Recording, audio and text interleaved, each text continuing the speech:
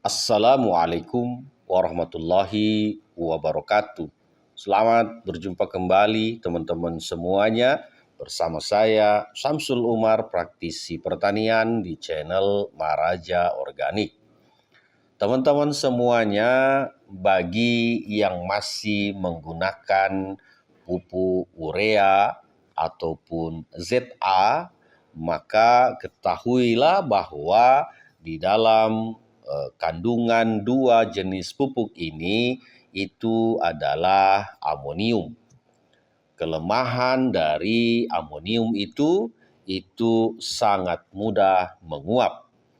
Padahal amonium ini sangat dibutuhkan oleh semua jenis tanaman pada fase vegetatif untuk mendapatkan asam amino. Teman-teman semuanya, apakah dengan menggunakan pupuk urea ataupun ZA ini dibutuhkan oleh tanaman? Jawabannya sangat dibutuhkan. Tetapi ketahuilah bahwa ketika Anda menggunakan pupuk urea ataupun ZA dengan kondisi tanahnya tidak ada airnya atau tidak macak-macak, maka potensi yang diserap oleh tanaman itu hanya kurang lebih 10 sampai dengan 12%. Padahal kita lihat kalau di kandungan dari urea itu ada 46% kandungan amoniaknya. Sebagiannya kemana? Itu akan terjadi penguapan. Amonium itu untuk mengikatnya salah satunya pada saat diaplikasikan itu kondisi sawah kita atau kebun kita itu harus ada airnya. Kenapa begitu? Karena ketika dia bercampur dengan air, maka kondisi dari amonium itu akan terikat. Artinya tidak lagi bisa menguap. Tetapi penting juga bahwa jangan juga terlalu banyak airnya. Karena begitu amonium ini, urea ini tercampur dengan air, terus tiba-tiba airnya kita alirkan, maka kandungan pupuk itu akan ikut bersama dengan air. Nah, kenapa saya selalu menyampaikan bahwa ketika memupuk dengan urea ataupun NPK, karena di NPK itu ada amoniumnya juga. Nah, itu kondisi air haruslah macak-macak. Nah, harus wajib macak-macak. Kenapa? Supaya pupuk yang kita berikan itu masuk ke dalam tanah, diserap maksimal oleh akar. Nah, kalau banyak airnya tentu tidak semuanya akan masuk ke dalam tanah. Pasti ada yang tercuci atau larut bersama dengan air. Nah, kadang kita biasa melihat kalau dulu kita melakukan penaburan urea itu hijaunya lebih lama. Kenapa? Sekarang kalau kita menabur urea itu hijaunya tidak terlalu lama. Nah, gitu kan. Itu disebabkan karena yang terserap oleh tanaman kita itu tidak semua unsurnya yang 46% tadi. Bisa jadi yang terserap hanya 10 atau 12% saja. Kenapa? Karena yang sebagiannya menguap. Begitu juga ketika misalnya kita melakukan secara tugal pada tanaman jagung. Nah, itu kan biasanya hanya ditaruh di pinggir-pinggir batang jagung itu terus kita tinggal. Sementara posisinya itu nanti akan disinari sinar matahari, nanti dia akan menguap. Begitu juga kalau terjadi hujan yang keras, dia akan tercuci juga. Nah, makanya itu harus kita tahu kalau dia sawah, maka airnya harus macak-macak. Kalau dia kebun, maka sebaiknya buat lubang, tutup kembali. Atau semprotkan dengan campuran air langsung. Karena kalau sudah disemprot dengan air, bercampur dengan air si amonium tadi, baik urea ataupun ZA, itu bisa langsung masuk ke dalam tanah. Artinya dia tidak mungkin lagi terjadi penguapan. Nanti akan diserap oleh tanaman. Nah, bagaimana kalau misalnya urea itu dilarutkan terus disemprotkan? Nah, ini hati-hati. Karena kalau langsung disemprotkan, terus dilarutkan langsung disemprotkan, ini bisa gosong tanamannya. Itu kenapa? Karena tingkat kandungan amoniumnya tinggi. Itu bisa merusak dinding sel dari daun tanaman kita. Nah, ada yang biasa mengatakan dilarutkan dulu, nanti diuapkan dulu sebagian. Nah, itu sebenarnya metode yang kurang pas. Kenapa? Karena urea ini sudah menguap sebagian. Nah, apa yang paling bagus untuk itu? Sering saya ulang-ulang kembali bahwa ketika Anda menggunakan urea ataupun kandungan amonium pada pupuk-pupuk yang kita gunakan, maka hendaklah diikat dengan nanozeolit. Kenapa harus ada nanozeolit? Karena nanozeolit ini tidak mudah tercuci. Ketika kita ikat ini kandungan-kandungan urea ataupun NPK ini, maka dia akan terikat oleh kandungan zeolit tadi dan dia berubah menjadi kandungan-kandungan yang sifatnya slow release. Slow release ini maksudnya lambat tersedia tidak. Kalau yang lambat tersedia itu misalnya kayak KCl itu memang lambat tersedia. Tapi kalau ureanya dicampurkan dengan nanozeolit itu sama-sama cepat tersedianya tetapi tidak mudah tercuci.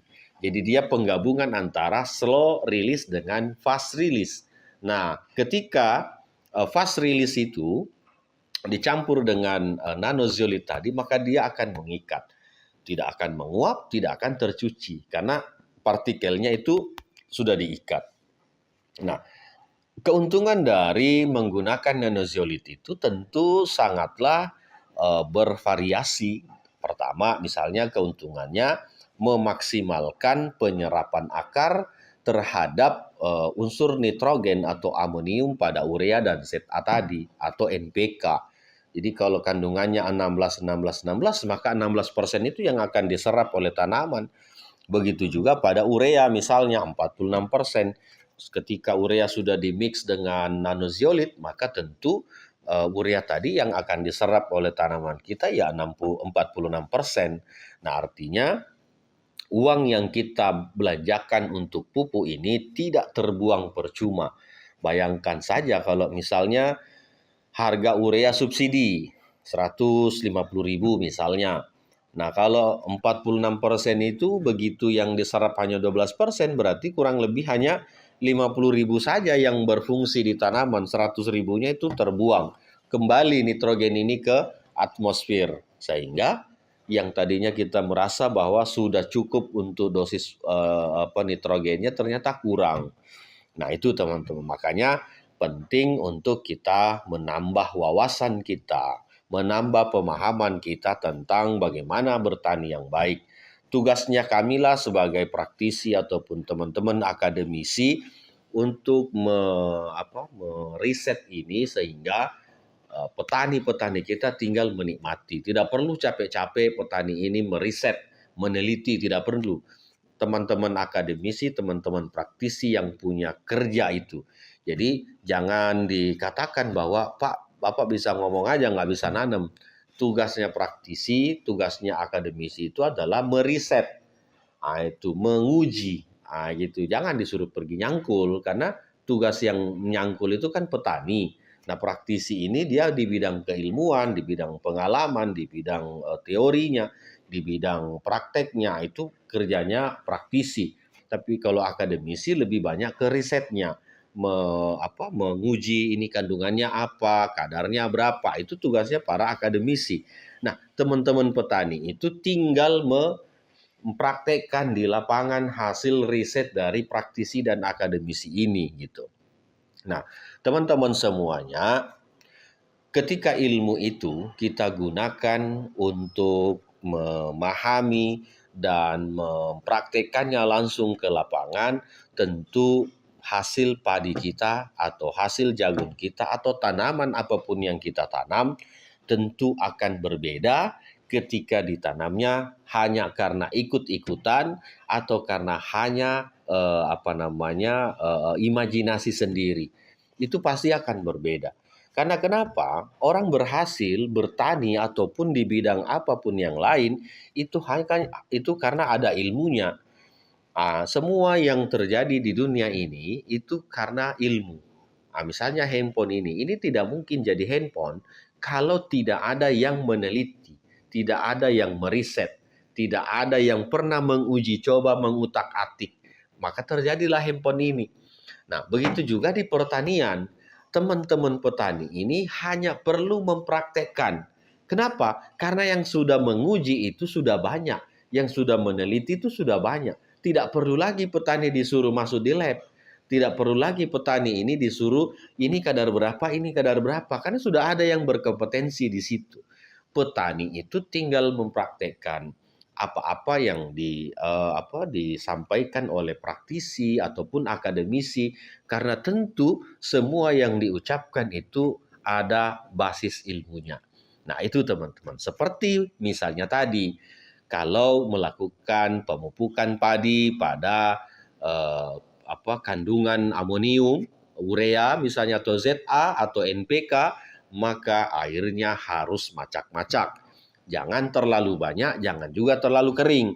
Kenapa? Kalau terlalu kering, maka pasti penguapannya akan maksimal. Tapi kalau terlalu banyak airnya juga, kandungan pupuknya akan terlarut bersama air dan bisa jadi nanti airnya mengalir ke tetangga kita atau ke areal-areal yang lain.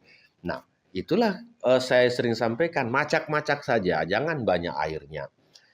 Yang kedua, kalau misalnya ingin lebih maksimal lagi, maka sebelum diaplikasikan tabur ataupun dikocor pada kandungan-kandungan amonium ini, itu sebaiknya diikat dulu partikel atau unsur haranya dengan nanozeolit. Supaya apa? Supaya tidak menguap, supaya tidak tercuci. Nah, itulah hebatnya dari nanozeolit tadi, selain pasti akan memberikan kandungan silikanya, kandungan aluminiumnya, kalsiumnya, kaliumnya, natriumnya, dan unsur-unsur mikro-mikro dan elemen-elemen dari mineral yang lain seperti itu. Nah, itulah teman-teman informasi ilmu yang saya sampaikan untuk season hari ini. Semoga ini bisa diterima dengan kepala terbuka, dengan pemikiran yang positif, sehingga ketika nanti diaplikasikan ke tanaman kita itu bisa memberikan hasil yang maksimal pada tanaman. Terima kasih. Assalamualaikum warahmatullahi wabarakatuh.